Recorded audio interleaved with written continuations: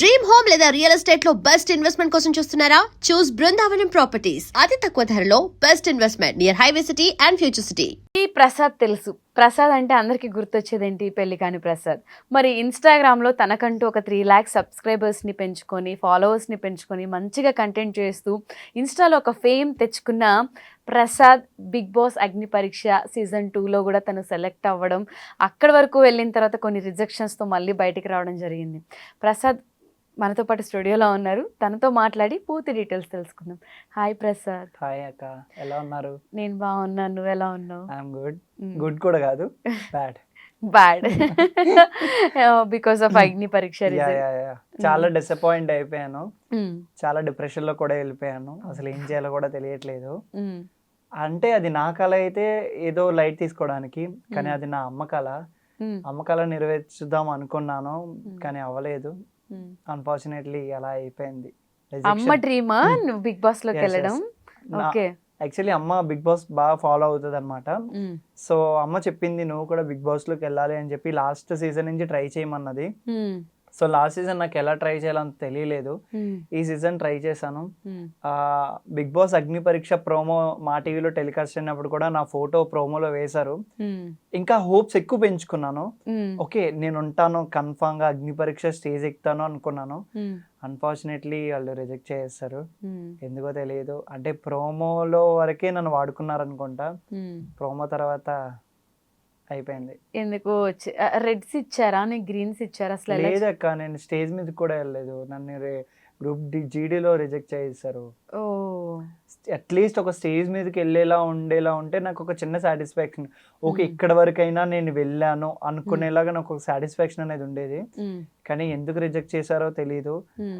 అసలు ఏమైందో కూడా అసలు నాకేం అర్థం కాలేదు. ఒక బ్లాంక్ లో ఉండిపోయాను. అసలు ఇంత కాన్ఫిడెన్స్ లెవెల్, ఇంత ఎంటర్టైన్మెంట్, వన్స్ ఒకసారి నన్ను చూస్తే వాళ్ళు పక్కా క్యాండిడేట్ అని చెప్పి త్రీ గ్రీన్స్ ఇచ్చేలా నేను అంత పర్ఫార్మెన్స్ ఇస్తాను. బట్ వాళ్ళకి లక్కలేదు. అవును, అంటే ఇప్పటి వరకు ఇన్స్టాలో నువ్వు తోపు, యూట్యూబ్లో నీ కంటెంట్ నీది అంతా కూడా ఒక ఫ్యాన్ బేస్డ్, ఒక ఫాలోయింగ్స్ ఉన్న పర్సన్వి నువ్వు. అంటే కొత్తగా నువ్వు వెళ్ళి ఏదో ప్రూవ్ చేసుకోవాలి, ఏదో చేయాలి, ఇక్కడే నేను రిజెక్ట్ అయిపోయాను, డల్ అయిపోయాను అంత సిచ్యువేషన్ లేదు. ఆల్మోస్ట్ నువ్వు ఫామ్లో ఉన్నావు, మంచిగా ఇన్స్టాగ్రామ్లో అన్నీ చేస్తున్నావు. నీకు రిజెక్షన్ ఇక్కడ ఎందుకు అన్ఎక్స్పెక్టెడ్గా వచ్చిందా, లేకపోతే వాళ్ళు ఏ రీజన్తో రిజెక్ట్ చేస్తారనేది మనకి తెలియదు. సో దీనివల్ల నువ్వు డిప్రెస్ అయిపోయి, డల్ అయిపోయి, నీ ఇన్స్టా ఫ్యాన్స్ అందరు ఏమంటున్నారు, ఫస్ట్ వాళ్ళని ఫేస్ చేయడం నాకు ఒక పెద్ద టాస్క్ అయిపోయింది. యాక్చువల్లీ బయట కనబడితే అన్న ఏమైందన్నా, బిగ్ బాస్ ఏమైందన్నా, అసలు నేను చెప్పుకోలేకపోతున్నాను మాటల్లో కూడా. ఇప్పుడు ఇలా మాట్లాడుతున్నాను కానీ లోపల నాకు చాలా ఎమోషన్స్ రన్ అవుతున్నాయి. ఎంత బాధ అనిపిస్తుందో నాకే తెలుసు. ఫస్ట్ వాళ్ళ ప్రోమోలో వేయకుండా ఉన్నా సరిపోయినక్క, వాళ్ళ ప్రోమోలో నా ఫోటో వేయగానే ప్రతి ఒక్కరు కూడా నాకు కాల్ చేసి, మా టీవీలో నువ్వు వస్తున్నావు, మా టీవీ ప్రోమోలో కనబడుతున్నావు, ప్రోమోలో ఉన్నావు, అందరూ ఇలా చెప్పేసరికి అమ్మ ఇంటి చుట్టుపక్కల వాళ్ళు అంటారు, మీ అబ్బాయి బిగ్ బాస్ లోకి వెళ్తున్నాడు అంటే ప్రోమోలో కనబడ్డాడు, చాలా హ్యాపీగా ఫీల్ అయిపోయాం. వన్స్ ఒక రోజు ఇంకా ఇలా స్టేజ్కి వెళ్ళిన తర్వాత అక్కడికి జీడీకి తర్వాత కాల్ వస్తుందని వెయిట్ చేశాను. అసలు నో రెస్పాన్స్. చూస్తున్నాను ఇంతలోనే అగ్ని పరీక్ష స్టార్ట్ అయిపోయింది. అట్లీస్ట్ పోనీ దాని ద్వారా రాకపోయినా వైట్ గోల్డ్ డ్రాప్ వీటి నుంచి వస్తుందని మళ్ళీ దానికి ట్రై చేశాను. వాళ్ళు నా స్టోరీలు పెట్టుకుంటున్నారు, నా వీడియో తీసుకుని వాళ్ళు పుష్ చేసుకుంటున్నారు, కానీ నాకు ప్లస్ లేదు. ఇంకా అసలు ఎటువంటి రియాక్షన్ లేదు. కొంచెం బాధ అనిపించింది, కొంచెం అట్లే బాగానే కనిపిస్తుంది బాధ నీ ఫేస్ లో. సో ఇప్పుడు ఏమనుకుంటున్నావు అంటే, ఇప్పుడు ఆప్షన్ అయిపోయింది, ఈ సీజన్కి అయితే అయిపోయింది. సో ఇన్స్టాని మనం బిల్డ్ చేసుకొని అక్కడ కాంటెంట్ క్రియేటర్గా కాంటెంట్ బిల్డ్ చేసుకొని మంచి ఇన్ఫ్లుయెన్సర్గా ఉన్నావు. సో ఇలా డిసప్పాయింట్ అయిపోయి ఇక్కడే ఆగిపోవడం కరెక్ట్ కాదు కదా? అవును అక్క, అంటే లైక్ కరెక్ట్ కాదు. కానీ నేను ఏమనుకున్నానంటే, నన్ను ఏ ఛానల్ అయితే వద్దనుకున్నదో, మా టీవీ నన్ను వద్దనుకున్నది, రిజెక్షన్ అంటే ఇంక అంతే కదా. వద్దు అని అనుకున్న మా టీవీ అంటే ఈ సీజన్ కి వద్దు అనుకున్నారేమో, మేబీ నేను పర్ఫెక్ట్ కాదమ్మో ఈ సీజన్ కి వాళ్ళు అనుకున్నారేమో. బట్ నేను ఒకటి ఫిక్స్ అయిపోయాను అక్క, మా టీవీలో ఏదైనా ఒక మంచి సీరియల్లో మంచి బెస్ట్ కంటిన్యూటీ క్యారెక్టర్ చేసి నెక్స్ట్ ఇదే సీజన్ కి రావడానికి వాళ్ళ త్రూ నాకు కాల్ చేసేలాగా నేను అంత బిల్డ్ అవ్వాలని చెప్పి గట్టిగా అనుకున్నాను. ఫిక్స్ అయ్యావు. చాలా గట్టిగా ఫిక్స్ అయిపోయాను. సో మా టీవీలో ఏదైనా ఒక మంచి సీరియల్ కి నేను ట్రై చేస్తాను. ఇన్ కేస్ ఈ ఐ డ్రీమ్ ఇంటర్వ్యూ మా టీవీలో ఏదైనా ప్రొడ్యూసర్ కానీ డైరెక్టర్ కానీ చూసినట్టయితే ఒక్క ఛాన్స్ ఇవ్వండి. ఇన్ కేస్ అక్కడ కూడా నేను రిజెక్షన్ అయిపోయినా సరే మళ్ళీ మళ్ళీ మళ్ళీ మళ్ళీ పోరాడుతూనే ఉంటాను. ఎందుకంటే ఎటువంటి బ్యాక్గ్రౌండ్ లేదక్క, మధ్యతరగతి వాళ్ళం కదా, దీనికి మించిన ఆనందం మాకు ఇంకేముంటుంది. ఆల్రెడీ నువ్వు సీరియల్ చేసావు అనుకుంటా కదా. జీ తెలుగులో చేశాను అక్క. జీ తెలుగులో మేఘ సందేశం అనే సీరియల్ చేశాను. ఇండస్ట్రీకి వచ్చి నేను 6 months అవుతుంది. 6 months లో నేను ఒక 3 to 4 సీరియల్స్ చేశాను. లైక్ చిన్న చిన్న క్యారెక్టర్స్. నాకు అసలు జీరో నాలెడ్జ్ అక్క. హైదరాబాద్ వచ్చాను, ఎలా వచ్చానో తెలియదు. ఇంకా హైదరాబాద్ వచ్చేసాను. వచ్చేసి ఇంకా సీరియల్ కి ట్రై చేసుకుందాం అనుకుంటే ఫస్ట్ మేకప్ ఆర్టిస్ట్ అసిస్టెంట్ ఉంటారు కదా, కంపెనీ ఆర్టిస్ట్ కింద వెళ్ళాను స్టార్టింగ్. అంటే అసలు నాకు ఏం తెలియదు. ఒక వీడియో చూసాను, ఈ పిల్లర్ నంబర్ కిందకి వస్తే తీసుకెళ్తారు జూనియర్ ఆర్టిస్టులు అని చెప్పి, నాకున్న యాక్టింగ్ పిచ్చితో ఏం చేయాలో తెలియక, అసలు అవకాశాలు ఎలా వస్తాయో తెలియక, ఎక్కడో తుని దగ్గర పాల్మన్పేట అని మారుమూల విలేజ్ అక్క మాది. అక్కడి నుంచి ఇండస్ట్రీకి ఏదో సాధిద్దాం, ఏదో మనలో కూడా ఒక టాలెంట్ ఉంది అని చెప్పి నేను వచ్చేసాను. వచ్చి ఇక్కడ రూమ్ దగ్గర ఉండి అసలు మా ఫ్రెండ్ ఒక రూము, వాడు బాగానే సపోర్ట్ చేశాడు. ఏం చేయాలో తెలియదు, ఎక్కడికి వెళ్ళాలో తెలియదు. ఒకటే ఐడియా, పిల్లర్ నంబర్ పలానా పిల్లర్ నంబర్ దగ్గర తీసుకెళ్తారు, జూనియర్ ఆర్టిస్ట్ కన్నా తీసుకెళ్తారు.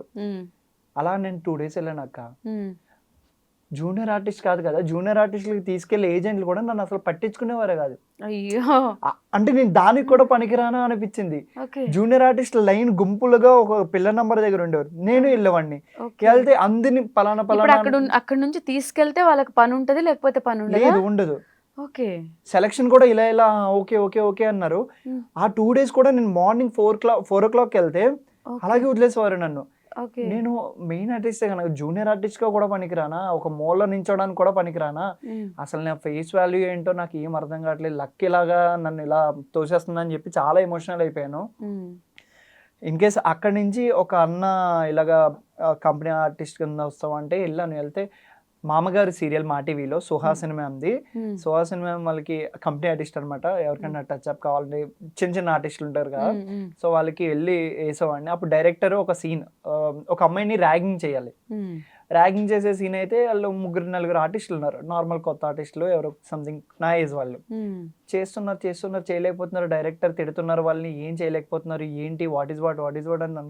అప్పుడు నేను వెళ్ళి డైరెక్ట్గా, సార్ నేను ఇలా ఆర్టిస్ట్ని, నేను ఇలా ట్రై చేస్తున్నాను, నాకేం తెలియదు సార్, ఎలా ఛాన్స్ తెచ్చుకోవాలో తెలియదు, నేను ఇలా వచ్చాను సార్ అంటే, సరే చేసి తగలాడు, బాగుంటే చూస్తాం మొహం మీద అన్నారు. చేశానక్క. సింగిల్ టేక్లో ఓకే అయింది. పెద్ద పెద్ద మెయిన్ ఆర్టిస్టులు సుహాసిని మ్యామ్ వీళ్ళందరూ క్లాప్స్ కొట్టి చాలా బాగా చేసావు, ఇంతమందికి వాళ్ళకి జస్ట్ ఒక పావు గంట నుంచి కష్టపడుతున్నారు, సీన్ రావట్లేదు. నేను సింగిల్ టేక్లో చేసేసరికి నాకు ఆ అప్రిషియేషన్స్ అనేది చాలా బాగుంది. పక్కకు పిలిచి ఆర్టిస్టులు అందరూ, అసలు నువ్వు ఎందుకు ఇలా వస్తున్నావు, ఒక ఆర్టిస్ట్గా ట్రై చేయొచ్చు కదా అంటే, నేను చెప్పాను ఇలా అని చెప్తే అక్కడి నుంచి నాకు ఒక కాంటాక్ట్ వచ్చింది. జీ తెలుగులో మేఘ సందేశం అనే సీరియల్లో నాకు కాంటాక్ట్ వచ్చింది అక్క. రాజేంద్ర సార్ అని కాంటాక్ట్ వచ్చింది. ఆ సారు ఇప్పుడు మనకి ఫుడ్ లేదక్క, ఫుడ్ లేని టైంలో ఎవరైనా వచ్చి ఒక పూట భోజనం పెడితే మనకు ఆ టైంలో వాళ్ళు ఎలా కనబడతారంటే దేవుళ్ళ కనబడతారు.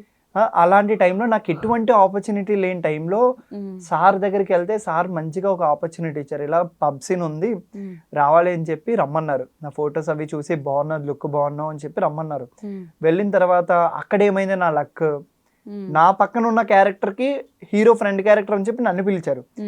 డైరెక్టర్ నేను కనబడలేదు డైరెక్టర్ కి, నా పక్కన ఇంకొక అబ్బాయి, ఈ అబ్బాయి బాగున్నాడు, ఈ అబ్బాయిని ఫ్రెండ్ క్యారెక్టర్ చేద్దామని చెప్పి అలా ఫిక్స్ అయింది.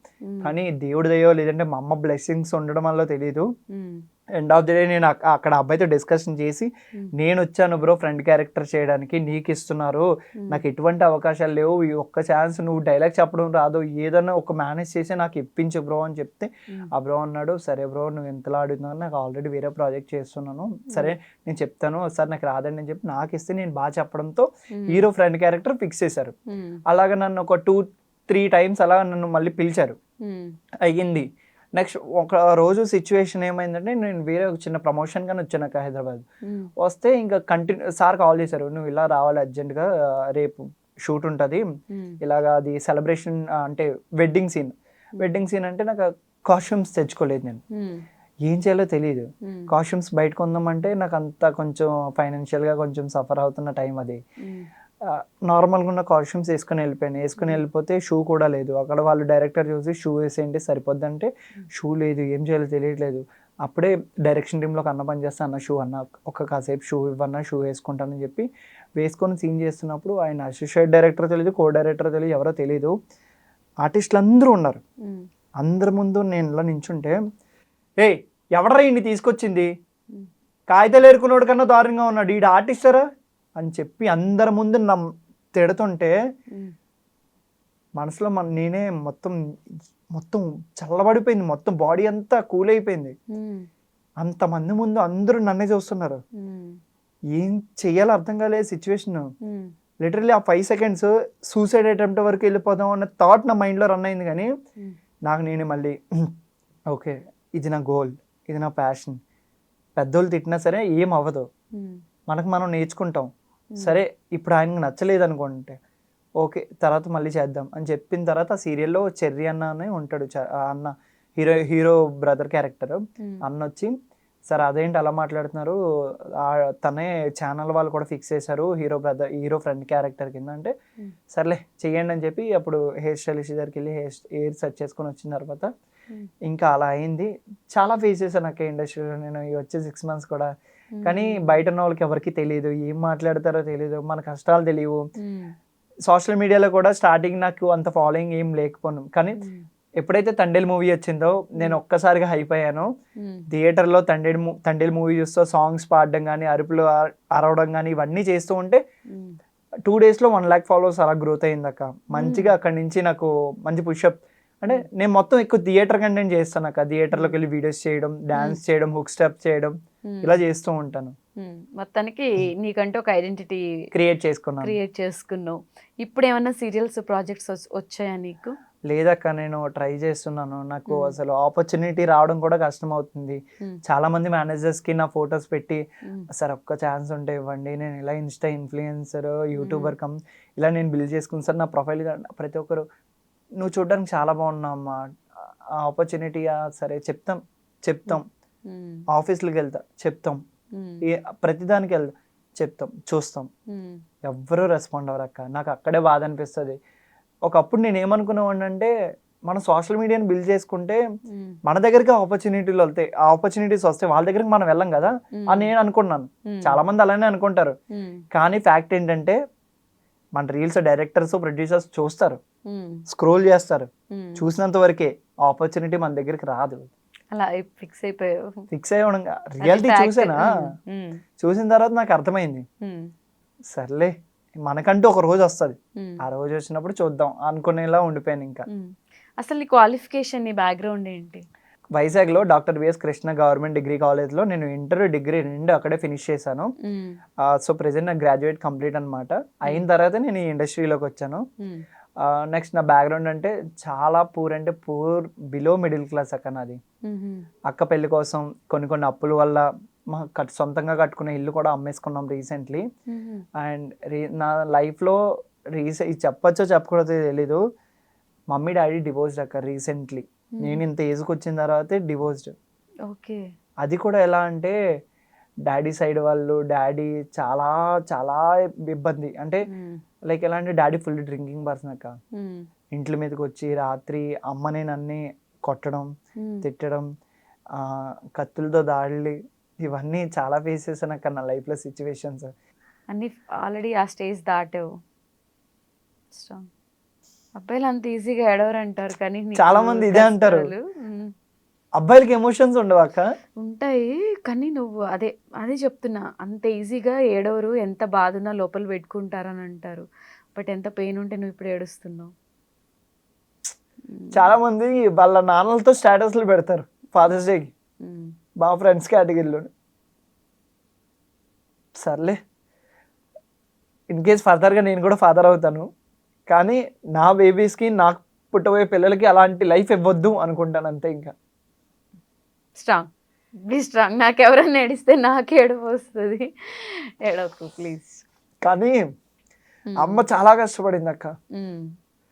సిమెంట్ వర్క్ చేసుకుంటూ చాలా మంది ఇంటర్ చదువుకున్నాడు, డిగ్రీ వరకు చదువుకున్నాడు కదా మీ అబ్బాయి, ఏదైనా జాబ్ చేసుకోమనొచ్చు కదా, ఎందుకు ఇలా యాక్టింగ్ ఇది అది అని చెప్పి ఊర్లో వాళ్ళు కూడా చాలా మంది వీడియోస్ చేస్తూ ఉంటే నెగిటివ్గా చూడడం, నెగిటివ్గా మాట్లాడడం, అసలు పట్టించుకోరు, చాలా రూమర్స్ క్రియేట్ చేయడం, ఇలాంటివి చాలా చేశారు. కానీ మా అమ్మమ్మ అయితే నాకు ఫుల్ సపోర్ట్ అక్క. అమ్మ తను తినకపోయినా చాలా మంది అనుకుంటారు ఏ సొంత డబ్బు కొట్టుకునేట్టు అనుకుంటారు, కానీ రియాలిటీ ఫేస్ చేశాను నేను. తను తినకపోయినా సరే సిమెంట్ బస్తా ఒక 50 to 60 kgs ఎంతో ఉంటుంది, 4-5 ఫ్లోర్లు సిమెంట్ బస్తా వేసుకోండి, 300 రూపాయల కోసం 300 రూపాయల కోసం 4-5 ఫ్లోర్లు ఎక్కి మార్నింగ్ 6కి వెళ్ళిపోయేది, మధ్యాహ్నం 2 వరకు ఒక కూలి, మళ్ళీ 2 నుంచి 5 వరకు ఇంటికి వస్తే ఎందుకు ఏం చేస్తాం ఇంటికి వెళ్ళి అని 2 నుంచి 5 వరకు ఆఫ్ కూలి, మొత్తం 450 రూపాయల గురించి మార్నింగ్ నుంచి నైట్ వరకు తను కష్టపడుతూనే ఉంది. అలాగే మమ్మల్ని చాలా బాగా చూసుకుంది అక్క. నాకు ఏం లేదనుకున్నా సరే నీకు ఇది లేదా సరే చేస్తాను ఆగు, నాకు స్టిల్ నాకు ఇప్పుడు 22 అక్క, నాకు ఇప్పటికి వచ్చి ఒక బండి కూడా లేదు. మా ఊరి నుంచి తుని నుంచి మా ఊరికి వెళ్ళాలంటే ఆటో సర్వీస్ అంటే నా ఏజ్ గ్రూప్ వాళ్ళందరూ బండ్ల మీద వెళ్తే. Prasad please please please stop please, ఏం కాదు ప్లీజ్ డోంట్ ట్రై ప్లీజ్. చూడు లైఫ్ ఎప్పుడు ఒకేలా ఉండదు, లైఫ్లో అందరూ కూడా ప్రాబ్లమ్స్ అన్ని రకాలుగా ఫేస్ చేస్తారు. నీ లైఫ్ మారుతుంది, సిచ్యువేషన్ మారుతుంది. చూడు నెక్స్ట్ ఇంటర్వ్యూలో అక్క నేను మంచి బండి కొనుక్కున్నా, మంచిగా సెట్ చేసా అని చెప్పి బండి మీద వెళ్తే నాకు చూసి నేను కూడా ఇలా వెళ్తే బాగున్నా అనుకున్నా, లిఫ్ట్లు అడుగుదాం అనుకుంటే అంటే ఈ ఫేమ్లో ఉండే ఇన్స్టా ఫేమ్లో ఉండి అందరూ ఏమనుకుంటున్నారు ప్రమోషన్ చేస్తున్నారు, డబ్బులు వస్తున్నాయి కొనుక్కోవచ్చు కదా, అమ్మకి చూసుకోవచ్చు కదా. కానీ నా వెనకాల ఎంత స్ట్రగుల్స్ పడుతున్నానో. చదువుకున్న టైంలో కూడా మా అమ్మని ఒక్క రూపాయి అడగకుండా మార్నింగ్ నేను కాలేజ్కి వెళ్ళి నైట్ ఎప్పుడు నేను క్యాటరింగ్కి వెళ్ళేవాడిని అక్క, హోటల్ మేనేజ్మెంట్కి అని చెప్పి క్యాటరింగ్కి వెళ్ళేవాడిని. అది కూడా ఒక 300 క్యాటరింగ్ వెళ్ళి నియర్ అరౌండ్ నా ఇంటర్ డిగ్రీ 2 క్యాటరింగ్కి వెళ్ళి దాచుకొని ఒక 2 lakhs వరకు నేను ఇన్కమ్ సెపరేట్ చేసుకున్నాను ఓన్లీ క్యాటరింగ్కి వెళ్ళి. ఆ 2 lakhs ఉన్న ఒక ఇల్లు అమ్మేటప్పటికి దగ్గరకు ఒక 5-6 లక్షలు అప్పు ఉంటే కొంచెం హెల్ప్ చేశాను. ఎండ్ ఆఫ్ ది డే నన్ను ఫ్యామిలీలో మా డాడీ మా మమ్మీ డివోర్స్ తర్వాత కొంచెం ఒక నియర్ 1 lakh వరకు అప్పు ఉంటే అది మొత్తం నేను క్లియర్ చేసుకున్నా. ఇప్పుడు అప్పులు ఏం లేవు, ఆస్తులు కూడా ఏం లేవు. విలేజ్ నుంచి తుని అనే సిటీకి వచ్చాను అక్క నేను. అంటే నన్ను ఎవరైతే వద్దనుకుంటున్నారో వాళ్ళకి ఏదో ఒక రోజు స్ట్రాంగ్గా సమాధానం చెప్పాలి నేను. ఈ పర్సన్ మనం వద్దనుకున్నాం అని చెప్పి ఒక స్ట్రాంగ్గా సమాధానం చెప్పి ఫ్యామిలీ వాళ్ళందరికీ దూరంగా వస్తాను. అక్కడి నుంచి ఒక 12 kilometers దూరం ఒక సిటీలోకి వస్తాను సపరేట్గా. నేనైతే ఎవరైతే బ్రతకలేరు, వీడు ఫ్యామిలీ లేకపోతే బ్రతకలేరు, సొంతంగా నిలబడలేడు అన్న వాళ్ళకి ఏదో ఒక మార్క్ క్రియేట్ చేద్దామని చెప్పి తునిలో 2 BHK రెంట్ హౌస్ తీసుకున్నాను అక్క. అదొక నియర్ 7,000 అలా ఉంటుంది. ఇంకా మంత్లీ మెయింటెనెన్స్ మొత్తం A to Z. అమ్మని ఇప్పటికీ ఒక పనికి కూడా పంపకుండా ఇంట్లో పెట్టి నేను పోషించుకుంటున్నాను అక్క. ఇప్పుడు సూపర్ ఇన్ఫ్లుయెన్సర్ అయిన తర్వాత ఏ పనికి పంపలేదు నేను. ఇప్పుడు కూడా మా అమ్మ పనిలోకి వెళ్తానన్నా, అమ్మ నువ్వు ఏ పనికి వెళ్ళొద్దు, నువ్వు ఇప్పటి వరకు కష్టపడింది చాలు, నేను నిన్ను చూసుకుంటాను, నాకు ఎంతవరకు అయితే అంతవరకు నేను నిన్ను చూసుకుంటాను, నువ్వు హ్యాపీగా ఉండి ఇక్కడి నుంచి, నీకు వర్క్ వద్దు, హ్యాపీగా కూర్చొని తిను, కష్టమంతా నేను పడతాను, ఇప్పటి వరకు నువ్వు పడ్డావు, ఇప్పటి నుంచి నేను పడతాను, నాకు ఆ కెపాసిటీ వచ్చింది, నేను పడి నేను పోషిస్తాను. నిన్ను ఎవరైతే ఫంక్షన్స్కి అట్లా పిలిస్తే మమ్మల్ని పిలిస్తే వాళ్ళు ఎక్కడ తక్కువ అవుతారు అని చెప్పి ఫంక్షన్ కూడా పిలిచేవారు కదా అక్క. ఇంకా అలాంటి సిచ్యువేషన్లో అదే చెప్పాను. ఇప్పుడు చాలా మంది వచ్చి మాట్లాడుతున్నారు, లైక్ నేను సీరియల్స్లోకి వెళ్ళడం వల్ల కొంచెం ఫేమ్ వచ్చిన తర్వాత చాలా మంది ఇప్పుడు మాట్లాడడం మొదలు పెడుతున్నారు. కానీ నాకు ఇక్కడ గుర్తుంది అక్క, ఒకనొక సిచ్యువేషన్లో నేను రివీల్ చేస్తాను. సో అదన్నమాట ఫ్యామిలీ బ్యాక్గ్రౌండ్. నవ్విస్తూ ఉండే ఒక మంచి ఇన్ఫ్లుయెన్సర్ బ్యాక్ లైఫ్లో ఇన్ని ఎమోషనల్ స్టోరీస్. అంటే ప్రతి ఒక్కళ్ళు అనుకుంటారు లైఫ్లో నాకే ప్రాబ్లమ్స్ వచ్చాయి, నేనే కష్టాలు పడుతున్నా అని. బట్ ఒక మనిషిని కదిలించి మనం మాట్లాడితే ఇన్ని ఉంటాయా అనిపిస్తుంది. రీసెంట్ టైమ్స్లో నేను చేసే ఇంటర్వ్యూస్, జనాలు చెప్పే వాళ్ళ కష్టాలు, స్ట్రగుల్స్, ప్రతి ఒక్కరి లైఫ్‌లో ఈ ప్రాబ్లమ్స్ ఉంటాయి. కానీ ఇంకోటి అక్క, చాలా మంది నేను థియేటర్ కంటెంట్స్ చేస్తాను కదా, చేసినప్పుడు చాలా మంది ఏమనుకుంటారంటే మంచిగా ఏదైనా ఒక మంచి కంటెంట్ చేసామనుకో అక్క,